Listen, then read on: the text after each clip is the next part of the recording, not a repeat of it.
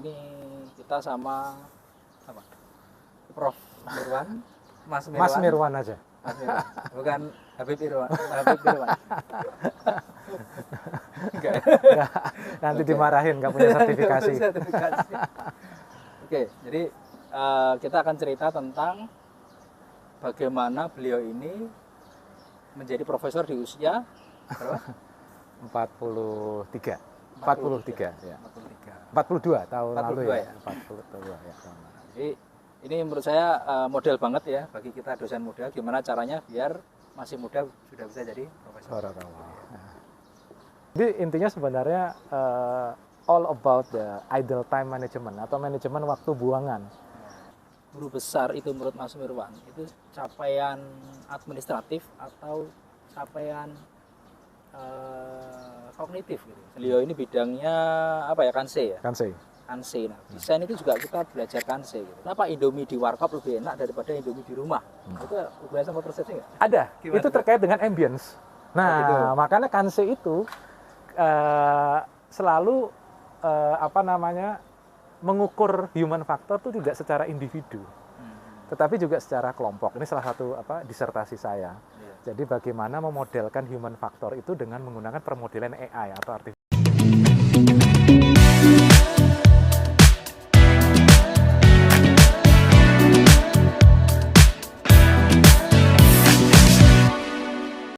Mungkin singkatnya mulai ngajar kapan? Oke, saya mulai ngajar itu kurang lebih 1 bulan malah setelah lulus. Itu tahun 2023, tapi statusnya sebagai dosen tidak tetap di Fakultas Teknologi Pertanian Universitas Gadjah Mada. Jadi sudah 2003, terus habis itu sekolah, terus baru CPNS itu 2009. 2009 menuju ke tahun 2024 itu berarti 13 tahun ya? Ya, 13 tahun. Kalau dihitung 2003 sudah hampir 20 tahun ya. Kalau dari 2003 dari mulai status dosen tidak tetap. Tapi kalau CPNS-nya 2009 jadi 13. Berarti profesor itu dihitungnya dari CPNS ya? Ya, dihitungnya mulai masuk hitungan karirnya dari CPNS. Oke, berarti tadi berapa? 9 tahun ya? Iya, 13 tahun. Dari 13 tahun. 13 tahun. 13 tahun itu waktu yang normal atau waktu yang akselerasi atau gimana untuk seorang profesor? Ya, kalau tadi saya menganggap kalau profesor itu kan amanah ya, guru besar itu amanah dan itu semua proses. Jadi saya mungkin tidak mengkategorikan itu sebagai normal atau tidak normal, tetapi sebenarnya itu dimaknai dari sebuah proses. Jadi begitu saya pulang itu saya kalau nggak salah 3B ya, kurang lebih setara 3B, kemudian begitu selesai doktor 2010 itu dianggap sejajar dengan lektor. Dan dari situ saya memperoleh lektor kepala itu kalau tidak salah 2014 lektor kepala, terus dari situ saya ke guru besar untuk mempersiapkan. Dari tadi lulus lektor ke lektor kepala berapa tahun? Itu lektor ke lektor kepala 4 tahun ya. 4 tahun. Setelah itu lektor kepala ke guru besar 10 tahun. 9 tahun. 9 tahun. 9 tahun. Ya, 9 tahun. Nah, itu juga normal. Ya, kalau tadi normal atau tidak, karena kebetulan saya itu tergerak untuk mengajukan guru besar itu tahun 2019. Jadi waktu itu saya dipanggil oleh semua yang lektor kepala di fakultas saya, dipanggil oleh dekan, itu disemangati oleh fakultas untuk mengajukan. Dan di 2020 saya berkonsultasi dengan salah satu guru saya di kampus tentang niat untuk mengajukan guru besar tadi. Mengapa kok mengajukan guru besar? Ya tadi saya juga selain dosen juga sejak 2016 itu sebagai asesor di tentang akreditasi di perguruan tinggi di BANPT, dan dari situ saya melihat keberadaan profesor itu dibutuhkan buat institusi. Nah, dari situlah niat untuk mengajukan. Terus yang kedua memang niat pribadi, karena cita-cita ibu saya tuh selalu mendoakan saya untuk jadi profesor. Nah, makanya di 2020 saya mulai mengajukan untuk proses profesor tersebut, guru besar tersebut. Oke. Berarti tadi mengajukan 2010 Ya, ada waktu 2020. 2020. Dan itu ada beberapa proses. Yang pertama mungkin tidak memenuhi peraturan tertentu pada saat itu. Kemudian dari proses tersebut saya berusaha memperbaiki dan kemudian saya ajukan lagi. Saya ulang itu ini ke teknis ya. Jadi misalnya 2014 lektor kepala. Ya. Dari lektor kepala loncat ke profesor tadi kan 9 tahun kan? Ya. Nah, itu apakah sudah wajar bahwa kalau sudah 9 tahun itu sudah waktunya profesor atau enggak semua bisa seperti itu? Ya, ada dua view. Pertama dari view kesiapan mental, terus yang kedua dari view dari kesiapan akademis. Ya. Kalau melihat sepertinya bisa mengajukan lebih awal. Tetapi saya merasa mempertimbangkan yang diajukan itu pada tahun 2020 itu. Oh, 2020 itu seharusnya kalau misalnya mengajukan lebih itu, awal bisa 2019 artinya itu sudah memenuhi. Di bawah 40 pun harusnya sudah bisa ya sebenarnya. Perkiraan pada waktu itu. Tetapi memang kan ada peraturan-peraturan tertentu yang akhirnya membuat saya tidak bisa memenuhi. Seperti misalkan pada waktu itu terkait dengan masa jabatan. Nah, dari situ akhirnya dari yang 2020 belum bisa memenuhi itu saya perbaiki lagi. Jadi starting awalnya 2020. Kalau memenuhi apa tadi? Masa jabatan itu berapa emang minimal? Itu kalau peraturan dulu kalau nggak salah 10 sampai 20 memerlukan syarat khusus paper dengan SGR tertentu. Sebentar. Masa jabatan kan bukan urusan paper tuh. Ada syarat. Jadi kalau untuk menjadi guru besar itu pada waktu itu ya peraturan yang waktu itu jika masa jabatan masih kurang dari 20 tahun kalau tidak salah atau 10 sampai 20 tahun itu harus memiliki paper dengan impact faktor yang tinggi. Oh gitu. Jadi untuk membuktikan pengalaman kurang lebih di situ sebagai trade off kepada syarat ya. Ada syarat. Dipercepat, bisa lebih cepat asal apa istilahnya itu? Kompensasinya harus ada. Nah kebetulan bidang saya kan memang bidang yang berbasis permodelan sistem dan itu memang cukup sulit untuk mencari jurnal yang berimpact tinggi dibandingkan bidang-bidang life science. Sehingga dari situ saya membuat paper lagi pada waktu itu. Nanti paper kita bahas, ada sesi lagi. Aku masih ini aja, masih penasaran aja gimana biar ini sebenarnya refleksi ke saya sendiri juga ya. Jadi ini mungkin sebenarnya beliau ini mentor saya juga. Termasuk bagaimana saya nyari S3 itu ya beliau ini yang review paper saya dan sebagainya. Oke, kita lanjutkan lagi. Jadi aku masih penasaran itu gini loh. Jadi berarti bisa cepat asal jurnalnya itu. Nah, solusinya Mas Mirwan tadi gimana? Karena biar jurnalnya bisa dapat SGR tertentu tadi. Ya, paradigma dari guru besar di masa yang sekarang ini pun saya juga mendengar ada perbedaan transisi ya di kementerian untuk melihat view kepangkatan. Tetapi pada waktu yang sebelumnya memang yang menjadi syarat itu kan publikasi. Nah, kebetulan memang sejak sejak kuliah S3 dulu memang profesor saya di Jepang itu selalu melatih murid-muridnya untuk menulis. Dan ketika itu menulis menjadi first author dan juga corresponding author. Jadi pada waktu itu memang tidak merencanakan saya untuk guru besar, tetapi memang budaya dari Jepang itu, dari budaya profesor saya, sehingga begitu saya lulus 2010, saya tetap menulis paper sebagai first author dan atau corresponding author. Dan itu ketika saya mempunyai mahasiswa, saya membedakan antara paper dengan mahasiswa sebagai first author mahasiswanya dengan saya. Sehingga itu tanpa terasa itu membantu sekali tabungan. Ya. Tapi walaupun pada waktu itu menulis saya tidak berniat untuk mencapai guru besar, tapi memang menulis itu sebagai bentuk budaya yang sudah ada. Tapi kebetulan alhamdulillah budaya tersebut itu klop dengan yang pada waktu saya mengajukan 2023 ya. 2022 saya mengajukan karena kan keluarnya 2023, 2022 mengajukan itu syaratnya memang harus ada first author sehingga pada waktu itu banyak tabungan dari paper. Jadi tahun 2020 waktu mengajukan ternyata ditolak itu ya 2020. Ya, ditolak karena memang belum memenuhi syarat.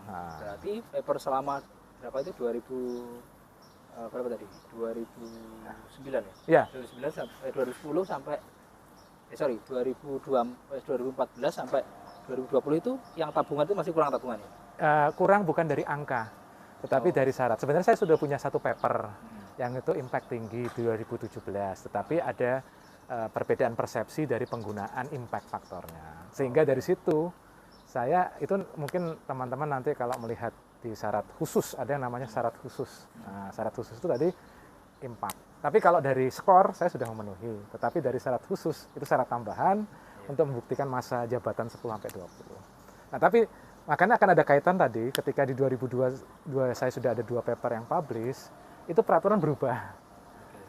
Peraturan tersebut itu tidak ada lagi syarat khusus. Jadi saya sudah menyiapkan tapi peraturan berubah. Nah, itu juga salah satu nanti artinya ya kita mentelateni saja terhadap situasi apapun yang ada dengan kita persiapkan sebaik mungkin. Berarti kata kuncinya kita harus nabung dulu ya. Nabung dulu. Nabung dengan tidak terpaksa. Karena kalau nabung kebiasaan tadi ya. Karena segala sesuatu harus berdasarkan passion. Jadi memang bukan dikatakan hobi. Kalau misalkan saya punya waktu kosong, saya orang yang mungkin tipikalnya lebih suka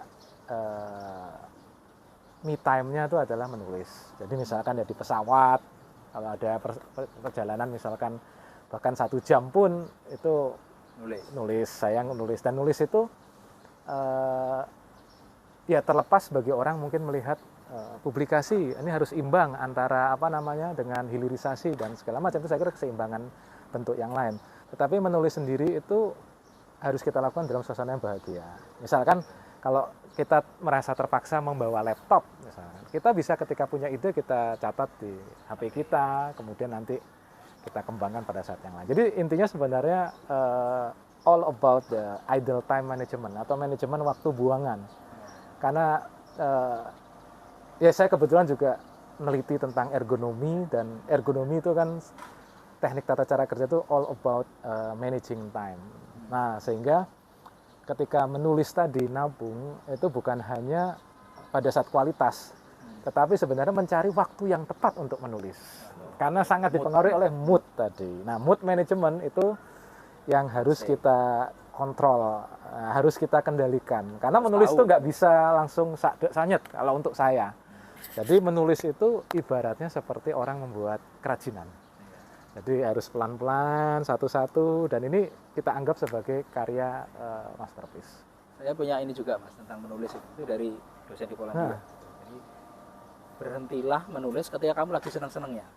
Jadi misalnya gini, ketika kita lagi jenuh berhenti, nanti pas mau kita mulai lagi, nanti kita tuh awang-awangan. Aku masa mau ke momen jenuh lagi. Lebih baik kita lagi happy nulis cepet itu stop. Sehingga nanti kita mau mulai lagi itu kayak kita tuh kangen gitu. Ya, betul. Aku pengen merasakan happiness nulis yang kemarin, akhirnya nulis. Gitu ya, betul ya? Iya, itu semua terkait dengan apa yang disebut sebagai sugesti. Jadi ketika kita merampungkan salah satu menulis, kita misalkan mulai menulis saja misalkan pada tahapan kita sudah bisa membuat abstrak. Kalau kita merasa itu cukup, ya kita berhenti dan kita anggap itu capaian. Nah, capaian itu akan membuat kita termotivasi nanti di lain waktu untuk memulai lagi. Itu yang terkadang kita sering menganggap sebuah proses itu bukan sebagai proses, tapi output. Nanti gimana nih kalau jadi paper? Enggak, sebenarnya step by step tadi. Saya lanjutkan tadi yang itu ya, yang tentang administrasinya tadi. Jadi, selama berapa tadi? 9 tahun tadi, ya, itu yang diminta syarat khusus itu cuma 1 paper aja yang SJR khusus itu cuma 1 paper aja. 1 paper tapi impact tinggi. Saya lupa kalau nggak salah. WOS itu lebih dari 1, SJR lebih dari setengah kalau nggak salah. Gitu. Artinya kalau misalnya ternyata dalam 9 tahun tadi bisa dikejar sebelum 9 tahun itu? Jika tahu dan tentu awal, targetnya. Jadi karena kebetulan saya tidak menarget tadi. Jadi kalau misalnya tahu artinya bisa lebih cepat. Gitu? Bisa lebih cepat.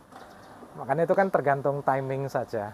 Kapan seseorang ingin mengajukan guru besar, karena memang persepsi nilai terhadap guru besar itu berbeda di lingkungan satu dengan yang lain. Ada mungkin dalam satu lingkungan menganggap oh ini belum layak untuk menjadi guru besar.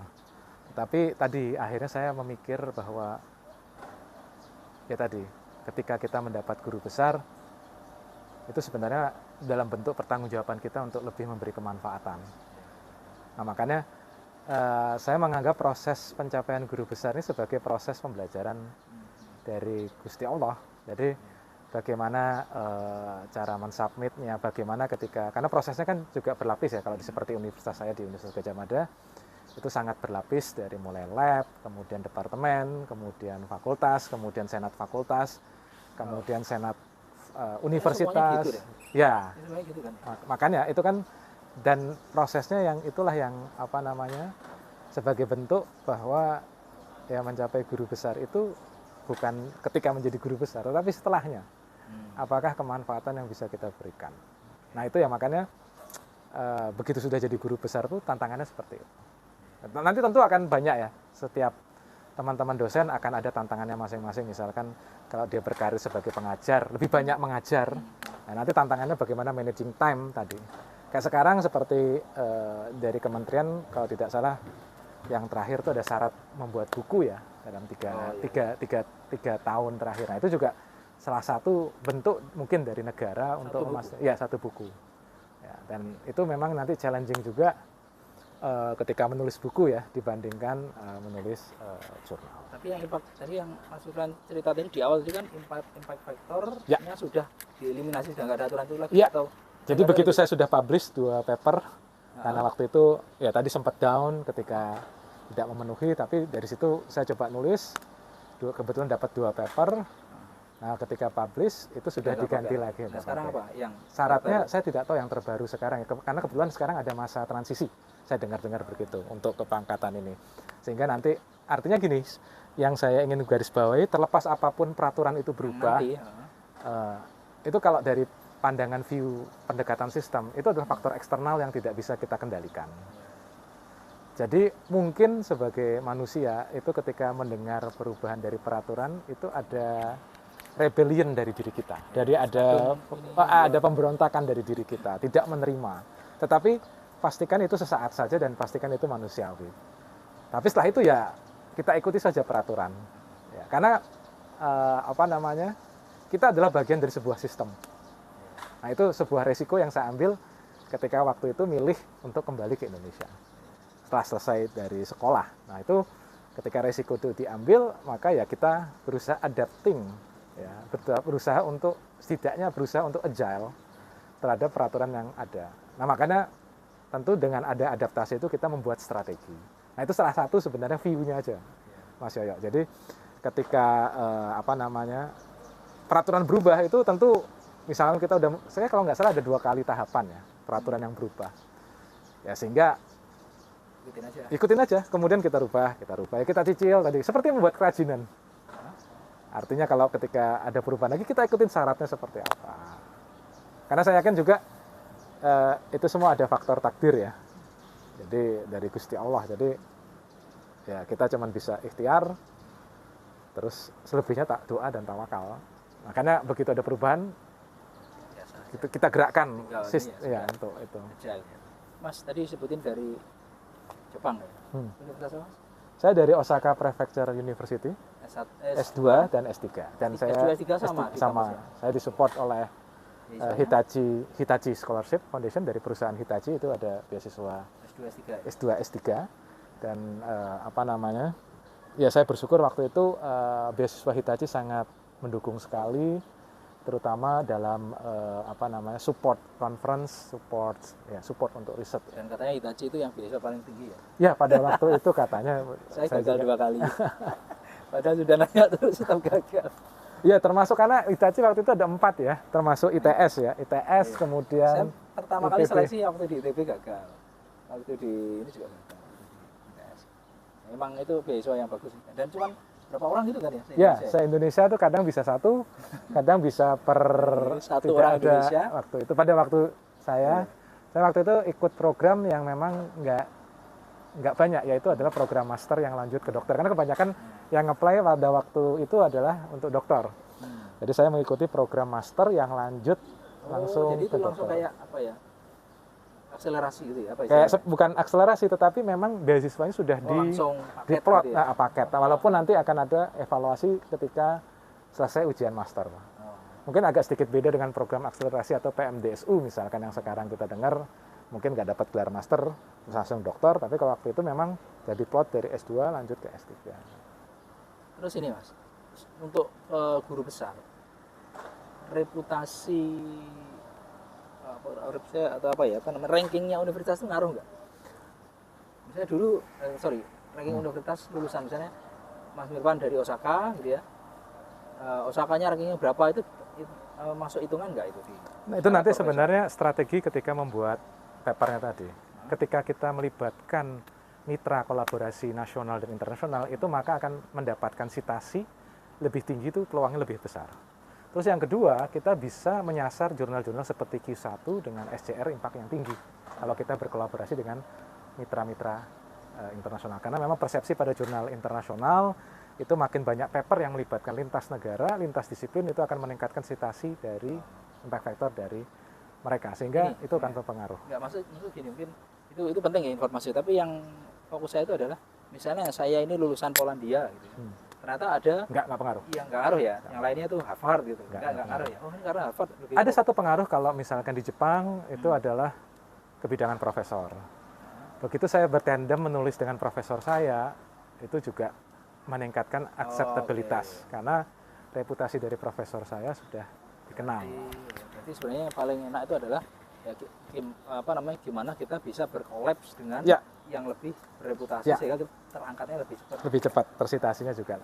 Dan dengan berkolaborasi itu kan mereka juga mitra kita punya screening tertentu kepada kita. Nah, terus sekarang strategi di lab, gimana sih strategi labnya Mas Mirwan bisa mengejar syarat-syarat guru besar tadi? Apakah ada ngatur tim yang sangat solid atau target paper lab atau gimana? Ya, itu yang makanya kalau dulu pada saat saya strategi itu dimulai oleh sendiri, inisiasi, kemudian nanti departemen dan lab itu akan bersama-sama berdiskusi tentang jenis kebidangannya. Kalau kebetulan saya di bidang ilmu teknologi industri pertanian. Waktu itu sempat untuk penamaannya juga pengaruh nanti untuk kepada dikti. Tapi waktu itu disepakati itu sama bidang ilmunya dengan nama departemen saya. Karena memang saya penelitiannya lebih kepada lintas lab. Walaupun sekarang di peraturan sekarang itu sudah tidak diperbolehkan lagi menggunakan bidang ilmu yang namanya kalau tidak salah dengan departemen. Jadi harus spesifik. Harus rumpunnya. Rumpun sama pohon. Nah sekarang saya memegang berarti malah pohonnya. Ahli. Ya makanya itu yang salah satu anomali yang tidak disengaja.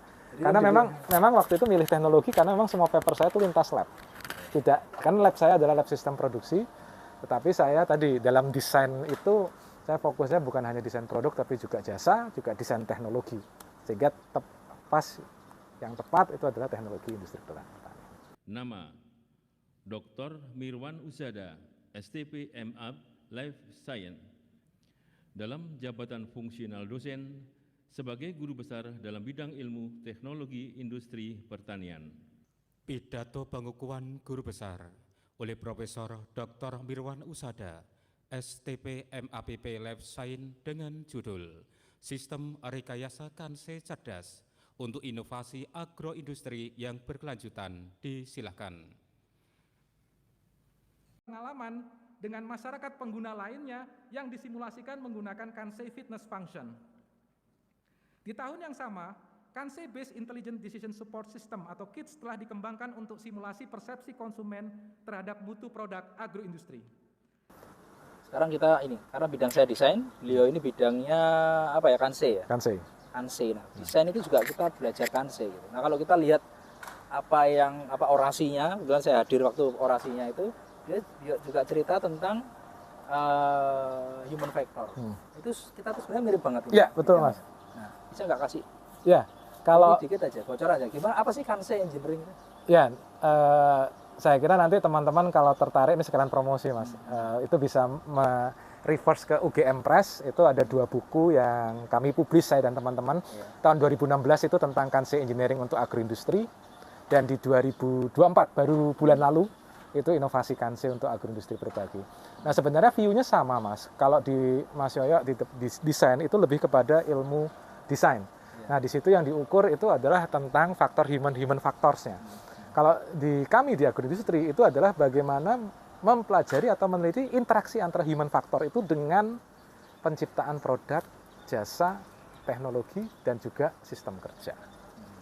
Jadi interaksi antara human factor dan parameter dari desain. Mungkin gampangnya gini ya, gampangnya kalau misalnya kita ada sebuah contoh kasus gitu, ada supermarket gitu. Di supermarket itu kan ada produk-produk hasil agro. Ya. Kita masuk ke Indomaret. Nah, peran Kanse itu tidak? Nah, Kanse itu sebenarnya mengidentifikasi terkait permasalahan yang ingin dipecahkan. Nah, jadi kita harus kenali dulu masalah. Nah, kalau tadi Mas Yoyo bilang mengenai permasalahan di supermarket, itu bisa misalkan terkait dengan tata letaknya. Nah, itu menjadi misalkan salah satu masalah kita bidik. Tata letak itu konsumen cenderung ada yang tipikalnya adalah free. Jadi dia nggak masalah tata letak itu diubah oleh supermarket kapanpun. Tapi ada juga yang pinginnya, kalau saya ingin nyari teh ya tetap di sini teh. Saya nggak mau membuang waktu untuk ke tempat yang lain. Itu kan masalah. Nah, dari masalah itu kita mengukur dulu human factors-nya apa. Nah, human factor-nya banyak yang bisa kita ukur ketika seseorang mencari produk dalam sebuah tata letak. Pertama adalah eye tracking atau lirikan mata. Itu ada pengukurannya. Kemudian yang kedua adalah verbal dengan menggunakan questionnaire. Kemudian yang ketiga bisa menggunakan denyut nadi. Nah, itu adalah human factors. Bisa juga menggunakan tinggi rak. Karena di situ antropometri juga akan berpengaruh. Nah, itu adalah dari segi human factor. Dan dari segi desainnya, karena supermarket adalah salah satu bentuknya adalah jasa, maka itu nggak bisa dilepaskan dari jenis produknya. Nah, berarti parameternya apa? Parameternya adalah susunan dari produk, pasteurisasi produk. Kemudian tinggi dari produk. Ya. Kemudian selanjutnya lagi bisa jadi tentu saja adalah pengelompokan sifat fisik produk, gula dengan gula, kategori. Dan bisa juga kan ada juga beberapa jenis mungkin strategi juga dari si pihak supermarket pada produk-produk tertentu yang promo itu akan ditempat di eye catching bagi. Nah, parameter desain yang di sini human factor yang kita akan banyak explore ada tentang eye catching. Nah, eye catching itu bisa dari apa? Eye tracking, ya, lirikan mata, pengukuran menggunakan alat. Kemudian juga bisa pengucapan. Ini yang paling sering, yang paling mudah adalah pengucapan. Karena mengapa? Kalau menggunakan nonverbal itu presisi, tetapi juga ada beberapa penelitian itu harus menggunakan namanya ethical clearance. Nah, dari situ, dengan menggunakan Kanse, kita akan melihat seberapa sensitif. Misalkan lirikan mata, eye tracking, ya, dengan tata letak gudang. Sehingga nanti akan dihasilkan konsep alternatif tata letak gudang. Misalkan katakanlah akan terjadi dua. Konsep yang monoton dengan konsep variatif. Nah, kalau konsep monoton itu adalah selama seminggu nggak diubah tata letaknya. Sedangkan yang bervariatif itu selama periodik 3 kali itu akan diubah. Ubahnya tentu apa? Nah, nanti strateginya dari supermarket misalkan, oh ternyata untuk yang di depan pintu masuk itu adalah produk-produk promo. Nah, itu salah satu contoh kalau memang jasa. Kalau produk misalkan contoh kayak coklat. Ya, coklat kita bisa menghubungkan dengan human factor detak jantung. Coklat dipajang itu coklat dimakan ya. Itu kan tentu kenyamanannya bisa jadi detak jantungnya bisa jadi lebih tenang. Atau sambal, bagaimana dengan definisi tobat sambal? Ya. Seberapa kesukaan dari seseorang dari laju keringatnya ketika mengkonsumsi sambal. Nah, itu adalah Kanse.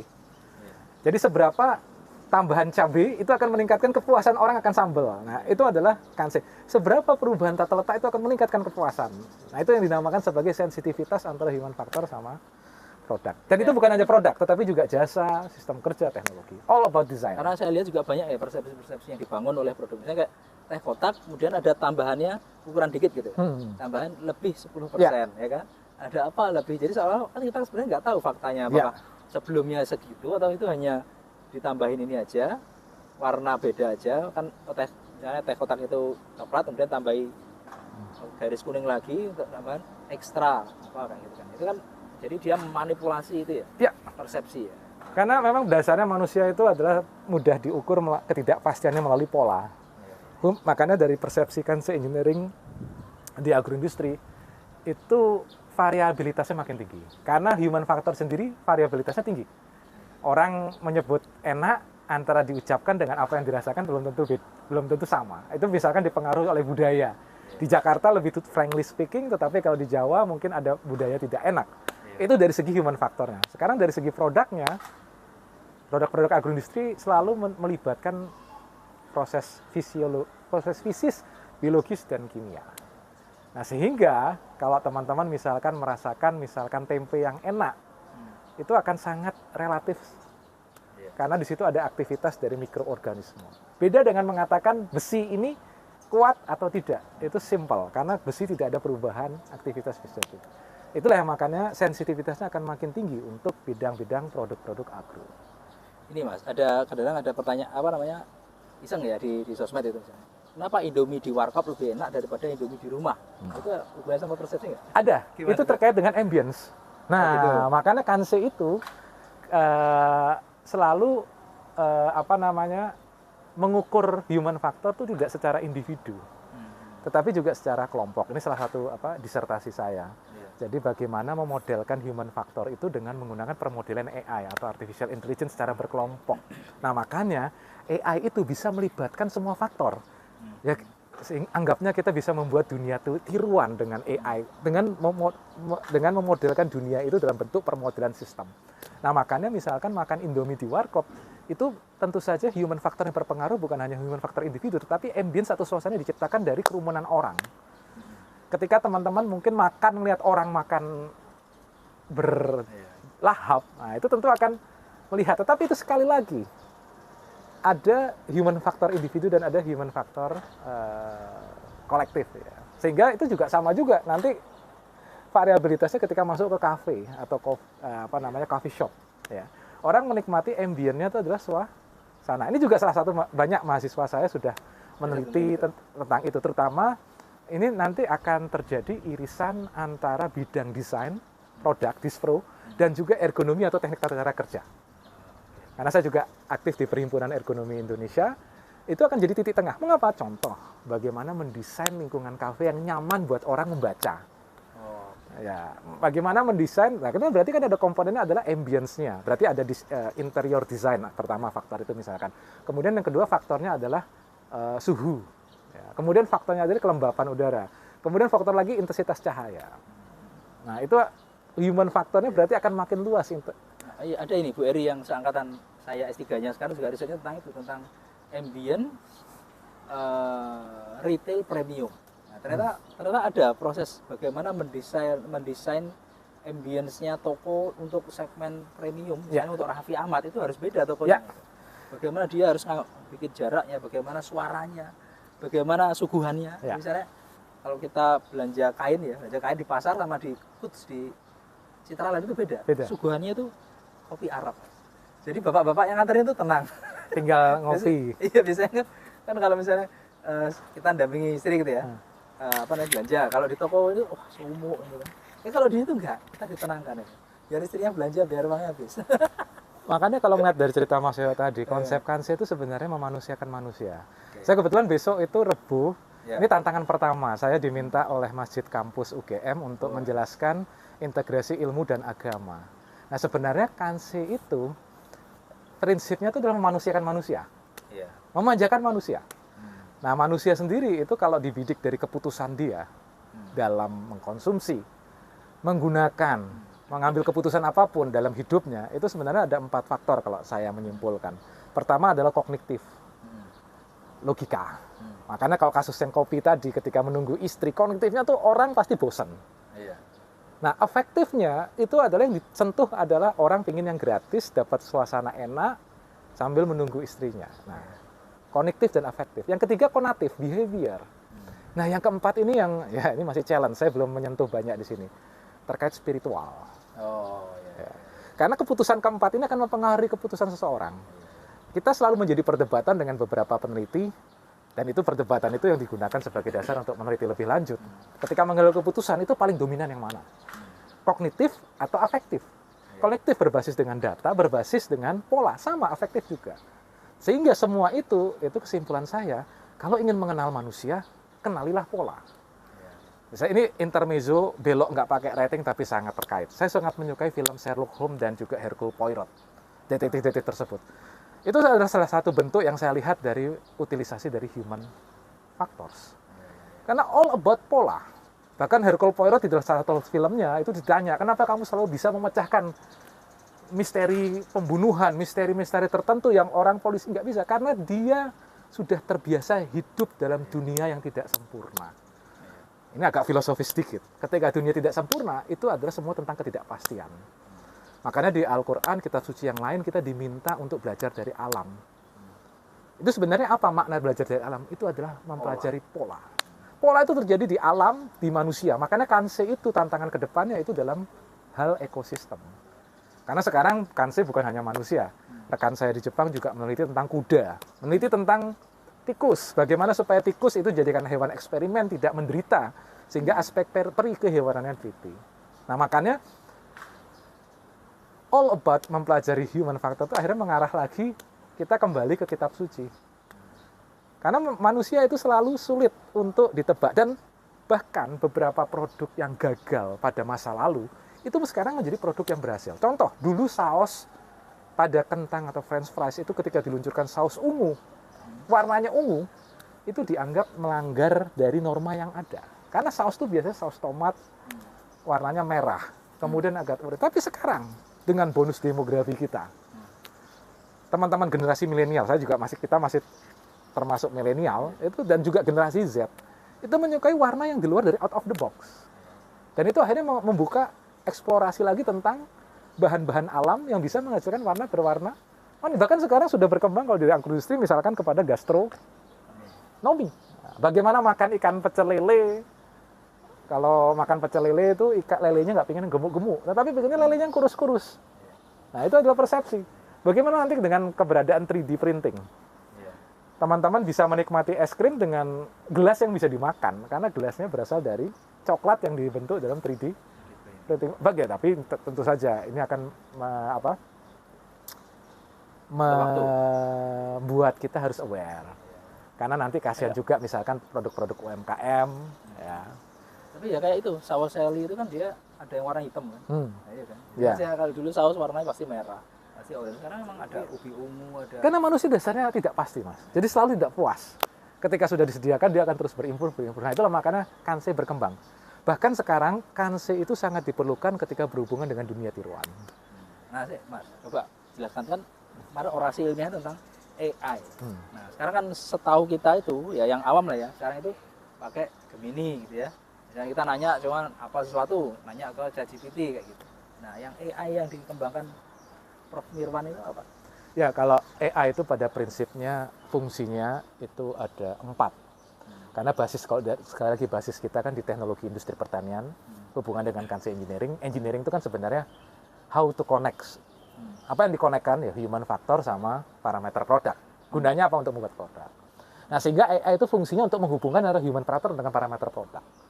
Nah, itu ada 4 fungsi sebenarnya dalam permodelan AI, yaitu sifatnya adalah sistem identification. Ini yang dinamakan sebagai membentuk dunia tiruan. Jadi kita ingin mengamati sebuah proses, kemudian kita duplikasi dalam bentuk permodelan. Itu sistem identification. Yang kedua, prediksi. Membantu untuk mengukur misalkan, ternyata berapa sih takaran kopi yang bisa membuat denyut jantung itu tenang. Nah, itu kan berarti prediksi, nilai, sifatnya continuous. Keluarnya adalah misalkan 10 gram, 20 gram, seperti itu. Yang ketiga, klasifikasi. Saya ingin ketika membuat dengan human factor ini, saya bisa menghasilkan 4 jenis produk. Kopi premium, kopi biasa, kopi massal, dan seterusnya. Dan yang terakhir itu adalah optimasi. Nah, kalau optimasi ini ketika teman-teman melibatkan lebih dari 1 human factor. Contoh, di salah satu paper saya, misalkan saya meneliti tentang bagaimana kustomisasi jasa layanan pasca pandemi. Di situ ada 3 jenis. Misalkan makan di tempat, diantar, take away, delivery. Gitu ya, 3 itu. Nah, di situ saya mencoba mensimulasikan mana yang benar-benar atribut yang diinginkan berbasis constraint dari kecemasan terhadap pandemi COVID. Nah, constraint itu adalah salah satu dasar dalam bentuk optimasi. Nah, kalau Mas Yoyo tadi menyebutkan Gemini, ChatGPT itu adalah sifatnya generatif. Itu adalah sifatnya komersial yang sudah tersedia di pasaran, yang kita tidak mengetahui sumbernya. Dan tentu saja ketika kita bertanya kepada AI tersebut, itu sebenarnya kita berkontribusi untuk memberikan pola kita kepada dia. Karena AI itu adalah sedot juga informasi kita. Makanya itu adalah sebuah tantangan. Makanya Kementerian Dikbudristek baru saja meluncurkan panduan tentang penggunaan AI generatif. Jadi AI itu tidak sepenuhnya kita bayangkan negatif, adalah how to controlnya. AI itu sebagai decision support. Saya cuma khawatir ketika AI itu banyak digunakan sebagai media bantu, itu akan menggantikan proses pemikiran kita. Sehingga proses logika kita tidak berkembang. Sehingga itu akan terjadi dengan kembali lagi kita ke zaman dulu. Artinya kita akhirnya tidak menggunakan pola pikir kita. Kita akan menggantungkan kepada AI. Makanya fungsi AI generatif itu ada sebagai decision support. Nah makanya di permodelan saya, kita membangun model itu dari nol. Karena kalau AI generatif itu adalah orientasinya ke output. Anda tanya misalkan sebutkan 5 kata yang membuat kopi paling enak. Itu akan keluar. Tapi kita tidak tahu validitasnya. Kemudian kita tidak tahu prosesnya, karena AI itu adalah basisnya adalah black box. Kita tidak tahu apa yang ada di tengah. Tetapi dengan membangun AI, kita akan benar-benar membangun tahapannya. Ada beberapa tahapan yang saya bisa summary, misalkan teman-teman harus menguasai konsepnya dulu, teorinya. Teman-teman harus tahu ada nggak hubungan antara denyut nadi sama kopi. Ada nggak tahu hubungan antara saliva dengan kenikmatan menikmati coklat. Apakah ada hubungan dengan tekanan darah dengan kenikmatan sambal? Itu harus ada dasar teorinya. Dan disitulah kita ingin merancang desain, itu bukan seperti memasak. Kalau memasak kan, ya ini kurang sedikit tambahin itu. Enggak, ini kita membangun berdasarkan basis dari scientific. Dan itu yang kita ingin dorong, bahwa inovasi itu basisnya adalah dari sumber pengetahuan. Sebentar, saya mungkin mau ulang lagi. Jadi kayak AI itu kan yang saya pahami kan sebuah penelitian Kanse itu kan saya pahami kan ada populasi kan. Nah, apakah Kanse tadi menggantikan populasi maksudnya gini ya. Jadi misalnya saya untuk melihat orang minum kopi nyaman di sebuah kafe itu kan harus mengumpulkan 100 orang dulu gitu. Nah, AI itu apakah otomatis bisa menggantikan 100 orang tadi, tinggal dimasukkan aja variabelnya lalu keluar, oke, yang nyaman itu seperti ini atau gimana? Nah, view dari penelitian AI kita harus lihat macam-macam. Pertama, apakah novelty-nya akan mendesain sistem AI? Yang kedua, bagaimana mengaplikasikannya? Nah, saya itu lebih banyak kepada mendesainnya, merancangnya. Novelty-nya berarti tools-nya tadi. Nah, kalau dari tool tersebut, kita bisa mentes pada saat case tertentu. Misalkan, contoh untuk beban kerja industri tempe. Maka di situ data yang kita gunakan hanya pekerja yang bekerja di industri tempe. AI tidak too good to be true kalau teman-teman bisa menggunakan itu untuk semua. Ya. Jika teman-teman sekarang bisa combine itu dengan AI generatif. Nah, sekarang itu bisa mungkin. Ya, tetapi sekali lagi membangunnya view antara populasi atau sampel itu juga akan sangat berpengaruh. Contoh, ketika misalkan Mark Zuckerberg membuat sistem AI Jarvis. Ketika dia bilang, Jarvis, buka pintu. Ya. Itu kan berarti human faktornya adalah suara dari Mark Zuckerberg dalam berbagai keadaan. Nah, itu kan berarti polanya harus direkam semua. Pada saat Mark Zuckerberg lagi bahagia, misalkan diukur desibel suaranya rentang 100 desibel. Pada saat dia sedih, 0. Pada saat dia lagi sakit tenggorokan, nanti jangan salahkan AI itu kalau disuruh gitu buka gitu, nggak tahu. Kenapa? Karena pada waktu itu AI tidak merekam populasi Mark Zuckerberg dari suara sebenarnya. Dan itulah yang makanya AI itu akan berpengaruh nanti dalam sistem produksinya. Ada yang bersifat customize, ada yang bersifat mass customize. Kalau customize ya misalkan untuk Mark Zuckerberg aja. Kalau untuk yang sifatnya customize, spesifik, ya misalkan untuk orang berumur 40 tahun, berarti dia harus merekam semua populasi umur 40 tahun di dunia ataupun di Indonesia. Nah, itu yang dinamakan sebagai populasi, dan makin tinggi, makanya ChatGPT itu ketika digunakan di seluruh dunia, apakah dia akan mengambil itu sebagai polanya, generatif itu akan mendapatkan pola tambahan yang dia menyebabkan makin pintar. Sehingga kita harus meng-underline tantangannya yang banyak disuarakan Bill Gates dan segala macam. Apakah kita ingin dipengaruhi oleh AI, dikendalikan oleh AI, atau kita kontrol AI? Makanya, kalau kita menggunakan ChatGPT, kita menggantungkan proses pembelajaran kita ke ChatGPT, itu makanya tadi akan terjadi kiamat. Kenapa? Karena semua kita akan dikendalikan oleh. Tetapi kalau kita mempunyai pengetahuan dan kita akan memvalidasi dengan AI, nah itu akan menjadi komplementer. Nah, kalau ini yang sudah saya lihat kan misalnya kemarin bagaimana transformasikan yang awalnya Kanse engineering jadi Kanse berbasis AI. Nah, kedepannya seperti apa nih, Pak? Ya, sekarang kita penelitiannya lebih banyak sudah kepada bagaimana mengarah ke dunia tiruan. Teman-teman sudah mengenal ada namanya augmented reality. ada namanya virtual reality, ada namanya digital twins, bagaimana membuat duplikasi dunia nyata dalam bentuk dunia maya. Bahkan mungkin suatu saat saya tidak perlu mengajar di kelas, saya cukup mengirim hologram saya, dan hologram itu berisi semua pengetahuan dari saya pada mata kuliah tertentu. Tapi tadi, film yang teman-teman nonton itu bisa menjadi kenyataan, tetapi proses membangunnya itu tidak semudah tadi, karena mengakomodasi semua pengetahuan itu perlu ada interaksi. Sehingga sekarang Kansei sudah lebih mengarah kepada teknologi tadi. Jadi mentransform dari permodelan diubah menjadi teknologi, sehingga teknologi bisa berinteraksi dengan siapapun. Kayak seperti kami fokus misalkan banyak kepada UMKM. Jadi membantu UMKM misalkan menggunakan virtual reality dalam melatih desain mereka, atau menggunakan visual product atau web untuk melatih hal yang simple. Ya, after all memang dibalik kerumitan itu ada kemudahan. Artinya apa?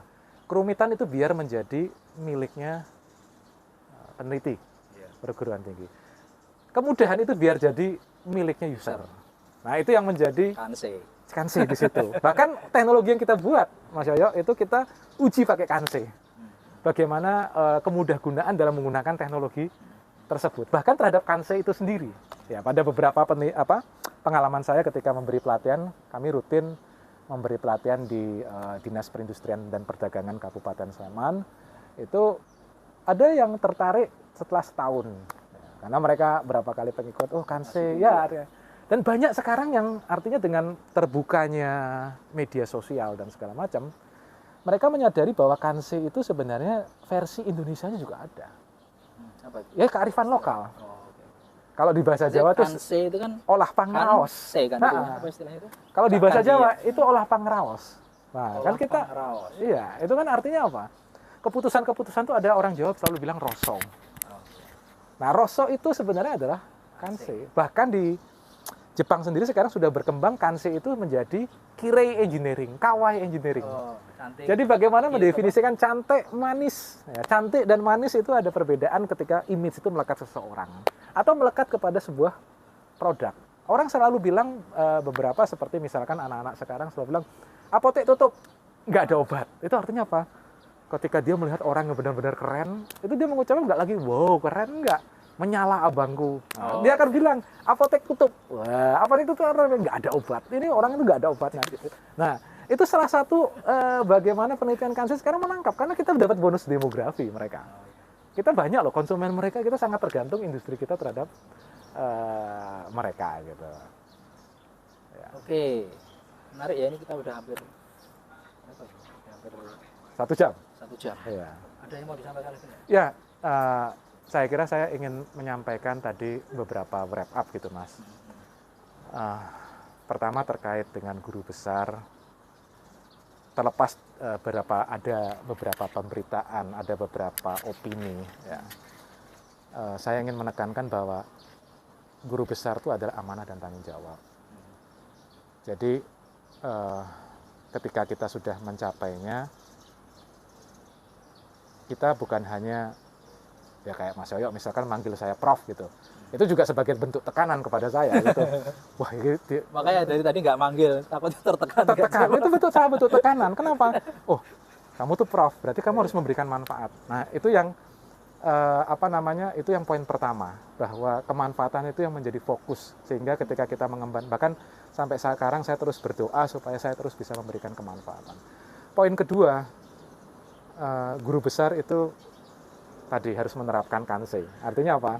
Pengetahuan harus kolektif. Tadi yang Mas bilang strategi lab. Sekarang tugas saya adalah bagaimana menarik mahasiswa, menarik dosen-dosen muda ya, untuk bersama-sama. Mereka kalau mau ke pangkatan tertentu, tugas saya adalah mendorong. Yang ketiga, institusi. Ya. Karena sebagai dosen juga, mungkin tanda kutip, saya tidak me-underline, tetapi saya kira bisa melihat view dari manapun. Dosen itu kan tidak egois. Ada yang dia menjadi pejabat di kampusnya, ada yang dia menjadi pengajar, multitasking. Nah, disitulah pengabdi masyarakat, ada yang meneliti. Nah, itulah yang guru besar itu malah menjadi salah satu tempaan untuk bisa menyimbangkan dari itu semua. Nah, itu yang terkait dengan guru besar. Sehingga untuk mencapainya, kita harus meluruskan niat. Kalau saya jelas tadi, yang pertama, walaupun ini too good to be true, entah too good to be true, tapi saya memang meniatkan untuk kemanfaatan institusi.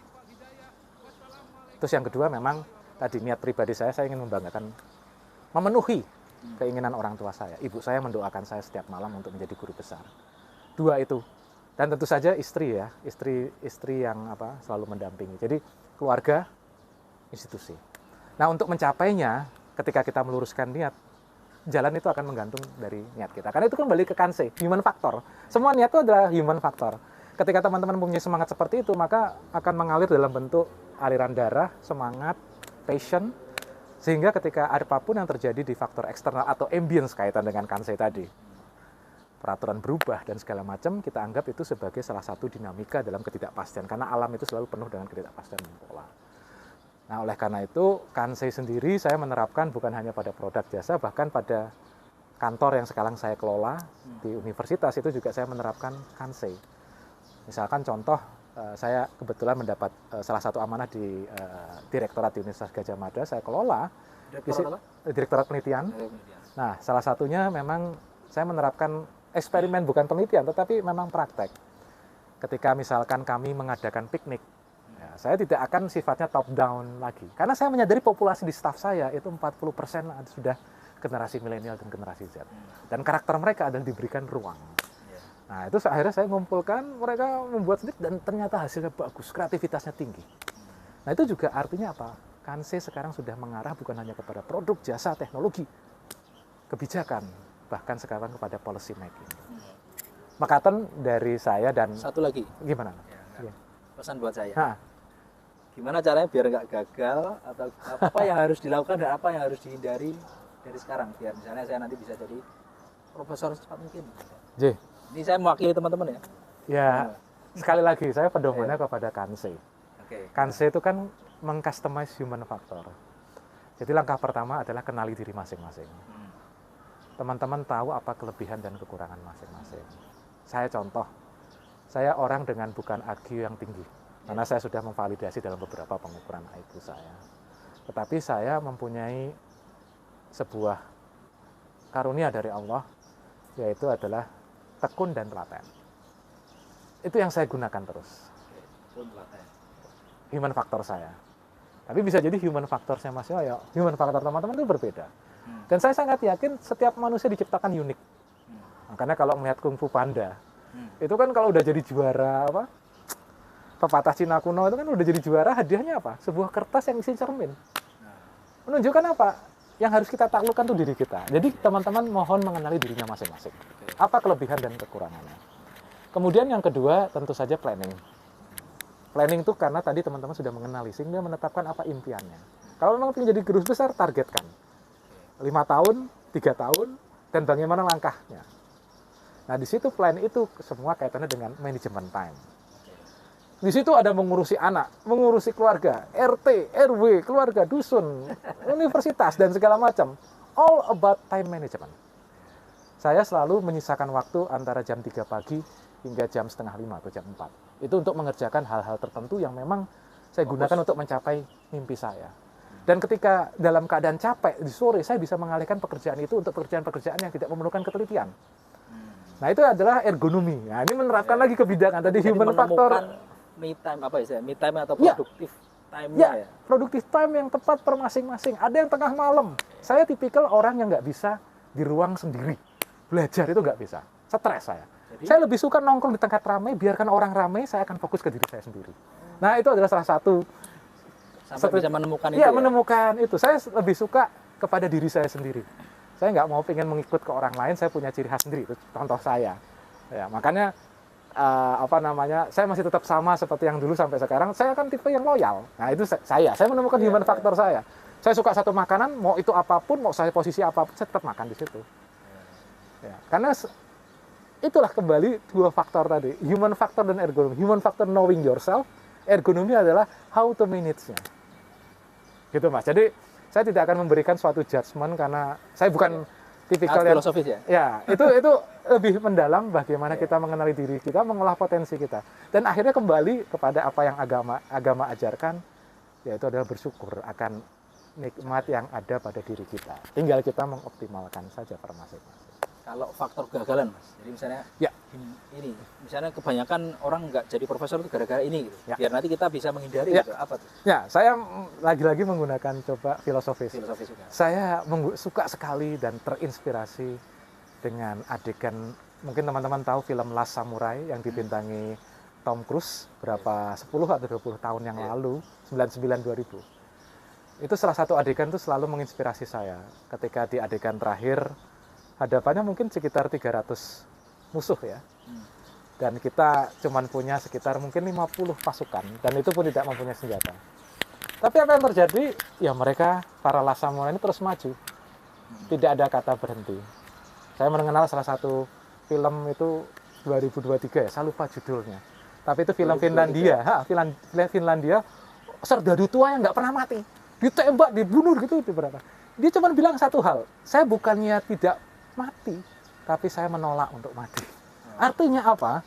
Kita semua memang utang manusia itu adalah berusaha kepada Allah. Itu saya membaca dari salah satu buku, saya lupa, Herlina Pending Emas ya, Pedang Emas, saya lupa, itu salah satu juga koleksi buku sejarah.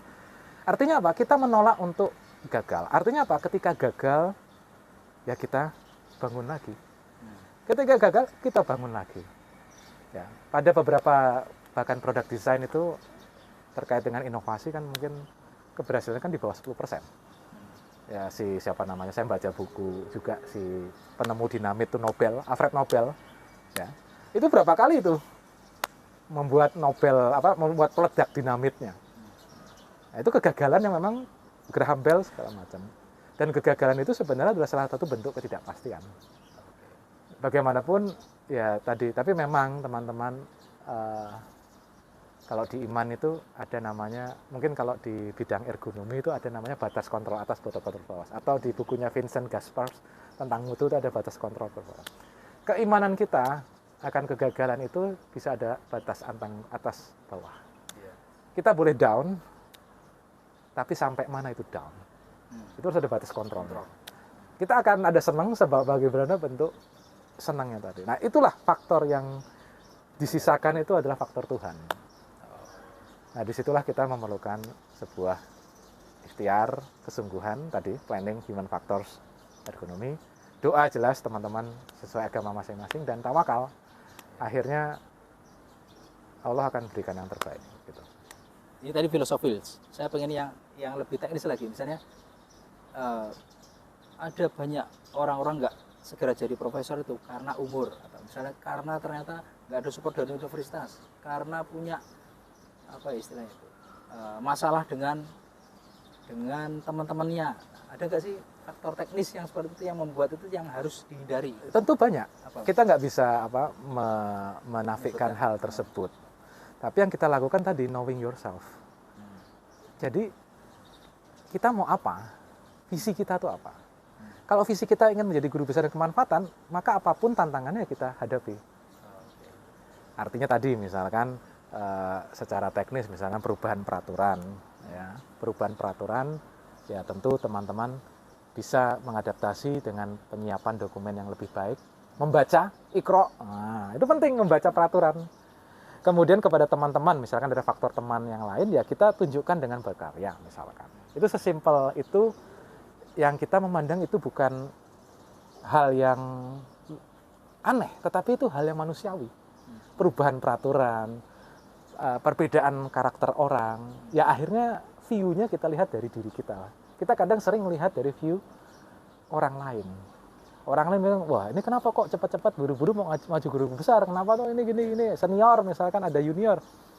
Ya kita, ya senioritas, ya kita kembali lagi. Bagaimana kita menempatkan diri kita. Saya pun walaupun guru besar, tapi saya tetap menganggap semua senior saya sebagai guru. Karena guru besar itu adalah sebuah amanah. Dan amanah itu tentu, tadi kembali lagi ke faktor Kansei, ada faktor familiaritas atau pengalaman. Banyak orang yang tidak menjadi guru besar tetapi lebih hebat dari kriteria guru besar. Nah itulah yang membuat kita untuk selalu belajar. Apapun amanah guru besar atau apapun yang diberikan. Gitu Mas. Terakhir, guru besar itu menurut Mas Mirwan itu capaian administratif atau capaian kognitif gitu. Misalnya kayak profesor itu pasti orangnya pinter, Tapi saya pernah dinasihati oleh saudara ini juga yang di Malang gitu ya. Katanya enggak, itu cuma administratif. Nah, itu maksudnya kata-kata tadi itu hanya dia merendah aja. Terus sebenarnya itu memang level achievement kognitif sebenarnya. De facto itu jelas guru besar adalah jabatan administratif yang melekat karena substantif atau de jure ya. Ya. Jadi namanya guru besar itu jabatan. Ya. Tetapi jabatan itu diberikan karena substantif. Oke.